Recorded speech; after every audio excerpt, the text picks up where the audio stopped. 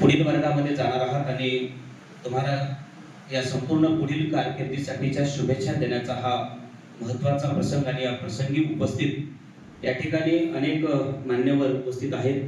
मंचावरती उपस्थित असलेले आदरणीय घाडगे सर, त्याचबरोबर या कार्यक्रमाच्या निमित्ताने या ठिकाणी उपस्थित असलेले उपप्राचार्य साहेब, आमचे मार्गदर्शक आदरणीय वल्वे सरजी, त्याचबरोबर या ठिकाणी उपस्थित आमचे आदरणीय गीते सर, उपस्थित सर्वच या ग्रुपला मार्गदर्शन करणारे मार्गदर्शक, शिक्षक, पालक आणि तुम्ही सर्व पुढील भावी आयुष्यामध्ये एक चांगल्या प्रकारची वाटचाल करणारे, या देशाचे आधारस्तंभ म्हणून वावरणारे तुम्ही सर्व विद्यार्थी बंधू भगिनींनो, खरं तर आजचा हा जो कार्यक्रम आहे तो कार्यक्रम म्हणजे निरोप समारंभ.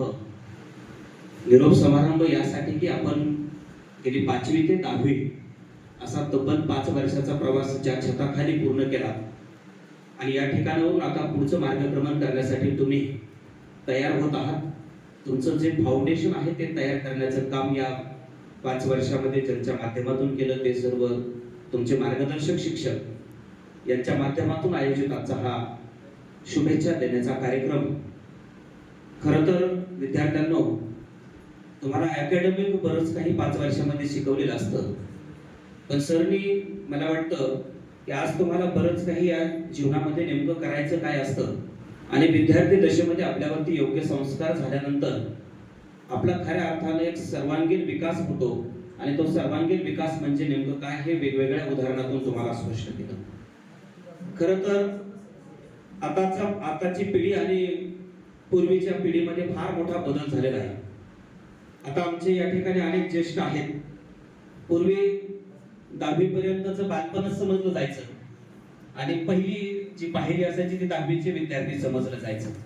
पण आता पालक असतील किंवा घरातले प्रत्येक व्यक्ती एकदा का ते मूल जन्माला आलं आणि 2-3 वर्ष त्याचं बालपण गेलं की 3ऱ्या-4थ्या वर्षापासून ते तुम्हाला या कॉम्पिटेटिव्ह विश्वात सोडून देतो आणि तेव्हापासून अनेक भरमसाठ अशा अपेक्षा तुमच्या माथी मारल्या जातात. त्याच्यामुळं अपेक्षित असणारं बालपण आणि त्या बालवयामध्ये वेगवेगळ्या प्रकारचे संस्कार तुमच्यावरती होणं हे काळाच्या प्रवाहामध्ये राहून जातात.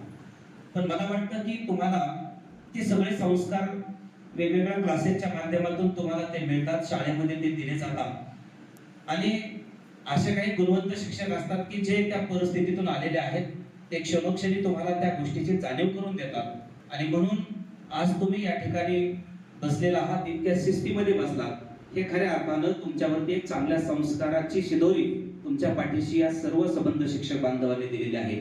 म्हणून मी आजच्या कार्यक्रमाच्या माध्यमातून सर्व शिक्षकांचं कौतुक करतो की शहरामधले विद्यार्थी आणि विशेषतः क्लासमध्ये असणारे विद्यार्थी यांच्यामध्ये फार वेगळं पॉवर असते. ग्रामीण भागामधल्या विद्यार्थ्यांमध्ये डिसिप्लिन क्रिएट झालेली असते, कारण बालपणापासून त्यांच्यावरती शिक्षकांकडून वेगवेगळ्या पद्धतीने दबाव असेल किंवा अजून काही नैतिक वजन असेल, या सगळ्या गोष्टीतून ते मारून मटकून बसवलेले असतात. पण तुमच्यावरती या सगळ्या गोष्टीचा कधीच वापर न होता सुद्धा तुम्ही एवढ्या चांगल्या पद्धतीने डिसिप्लिन मध्ये या ठिकाणी आहात. म्हणजे मला वाटतं की अकॅडमिक एज्युकेशन बरोबर तुमचं अदर एज्युकेशन सुद्धा एक चांगल्या प्रकारचं विद्यार्थ्यांना दिलेलं आहे आणि हे तुम्हाला पुढील भावी आयुष्यामध्ये चांगलं यशस्वी मार्गक्रमण करण्यासाठी उपयुक्त ठरणार आहे. कर्मवीर भाऊराव पाटील सांगतात की गुणवंत नेमकं कशाला म्हणायचं, गुणवत्ता कशाला म्हणायचं, तुमच्या गुणपत्रिकेला आलेली गुणांची सूज म्हणजे ही तुमची गुणवत्ता होऊ शकत नाही, तर तुमच्या व्यक्तिमत्वाचा सर्वांगीण विकास म्हणजे गुणवत्ता असते. आणि ह्या व्यक्तिमत्वाचा विकास जर करायचा असेल तर त्याच्यासाठी तुम्हाला वेगवेगळ्या प्रकारचे सहशालेय उपक्रम फार महत्त्वाचे असतात. मग वेगवेगळे सहशालेय उपक्रमामध्ये तुमचे वार्षिक स्नेहसंमेलन असतील किंवा वेगवेगळ्या जयंत्या पुण्यतिथीचे कार्यक्रम असतील किंवा अदर ऍक्टिव्हिटी ज्या काही असतील, त्या ऍक्टिव्हिटीमध्ये जर ऍक्टिव्हली आपण पार्टिसिपेट झालो तर आपल्या व्यक्तिमत्वाचा विकास होण्यासाठी अतिशय प्रभावी टूल असतो. ते एक चांगलं साधन असतं. शालेय शिक्षणामध्ये नुसतंच आपण विषयाचं ज्ञान संपादन केलं म्हणजे आपण एक चांगला व्यक्ती म्हणून आलो, उदयाला आलो, असं अजिबात नाही. आज आपण सगळेजण पाहतो की तुम्ही या जगामध्ये फार मोठी स्पर्धा आहे आणि या स्पर्धेच्या जगामध्ये आपण फक्त टिपिकल 2-4 विषयाचं ज्ञान जर कॅप्चर केलं तर तुमच्या व्यक्तिमत्वाचा विकास झाला असं नाही. तुम्हाला जर एक चांगला व्यक्ती म्हणून समाजामध्ये उदयास यायचं असेल तर आपल्याला व्यक्तिमत्व विकास करावा लागेल आणि त्याच्यासाठी तुम्हाला वेगवेगळ्या कार्यक्रमामध्ये पार्टिसिपेट व्हावं लागेल, शिक्षकांच्या आज्ञा पाळावं लागेल, घरी पालकांनी तुम्हाला ज्या पद्धतीने काही जबाबदाऱ्या रिस्पॉन्सिबिलिटीज दिल्या असतील त्या तुम्हाला प्रामाणिकपणे पार पाडाव्या लागतील. फक्त होमवर्क करणं आणि गुण मिळवणं म्हणजे तुमच्या व्यक्तिमत्वाचा विकास होणार नाही. आणि आजकाल सर आपल्याला तर माहिती आहे की वेगवेगळ्या लेवलचे विद्यार्थी वर्गामध्ये असतात. त्या सगळ्या विद्यार्थ्याला सोबत घेऊन पालकाच्या ज्या काही अपेक्षा आहेत त्या अपेक्षांची पूर्तता आपल्याला करायची असते. विज्ञानासारखा विषय असेल, गणितासारखा विषय असेल किंवा इंग्रजीसारखा विषय असेल, पालकांच्या पॅरेंटच्या एवढ्या अपेक्षा आहेत की या 3 विषयामध्ये माझं मूल इतकं चांगलं परफेक्ट तयार व्हावं. पण आपण सगळेजण याच्या या गोष्टीचे साक्षीदार आहोत की बालवयापासून आपण प्रत्येक विषयावर तितकाच प्रॉपर ट्रेस दिला आणि म्हणून आज आपण कुठल्याही भागामध्ये जर गेलो तर एक चांगल्या प्रकारे आपण ती मांडणी करू शकतो. आज पोरांना आमचा इतिहास कळत नाही. हा शौर्यशाली महाराष्ट्र हा भक्ती आणि शक्तीचा उपासक आहे.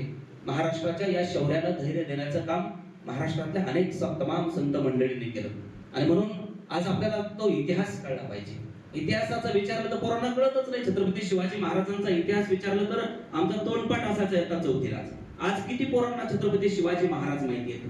आमच्या या महाराष्ट्राच्या मातीचा इतिहास आपल्याला कळला पाहिजे. खरं तर मी नेहमी म्हणत असतो की या महाराष्ट्राच्या मातीचा इतिहास कोणी ऐऱ्या गैऱ्यानं लिहिला नाही. या गौरवशाली महाराष्ट्राचा इतिहास लिहिला शाहिरांच्या डबानं, घोड्यांच्या टापानं, तलवारीच्या खलखलाटानं, ढगांच्या गडगडाटानं, डोंगराच्या हिरव्या पिवळ्या शालीनं आणि सह्याद्रीच्या ढालीनं. राजे गडावर पोहोचले, सुखाने मरतो म्हणून घोडखिंडीची पावनखिंड करणारा बाजीप्रभू देशपांडे काय, कोंढाण्याच्या विजयासाठी रक्ताच्या थारोळ्या करणारा तानाजी मालुसरे काय, मानेवरती तलवारीचं तीक्ष्ण टोक असताना सुद्धा बजेंगे तो और भी लढेंगे म्हणणारा दत्ताजी शिंदे काय, आणि मोगलांच्या कडेकोट बंदोबस्तातून सोन्याचा कळस कापून नेताना आणि मोगलांच्या घोड्यांना पाणी पिताना पाण्यात सुद्धा दिसणारे संताजी धनाजी काय, हा आमच्या महाराष्ट्राच्या मातीचा इतिहास आहे. एवढी गौरवशाली परंपरा आपल्या महाराष्ट्राला लाभलेली आहे आणि म्हणून आज आपल्याला तो महाराष्ट्राचा इतिहास जाणून घेतला पाहिजे. शालेय जीवनामध्ये प्रत्येक विषय तितकाच महत्त्वाचा आहे की पोरांना नेमकं पालकांनीही सांगितलं पाहिजे आणि शिक्षकांनी सुद्धा ते सांगितलं पाहिजे. आज शिक्षकांची आमची मजबुरी आहे की ज्या वेळेला शिक्षक सांगतात की सगळेच विषय महत्त्वाचे असतात तेव्हा पॅरेंट्स आग्रह करतात की जाऊ द्या ते इतिहास, भूगोल, नागरिकशास्त्र, अर्थशास्त्र या 3 विषयावरती मग ट्रेस द्या, ते महत्त्वाचे आहेत. एक चांगल्या अशी एक हॅमरिंग झालेली आहे सगळ्या पालकांच्या माझ्यासही. तर हे कुठेतरी आपल्याला थोडंसं त्या बाबतीमध्ये एक सर्वांगीण विचार करावा लागेल.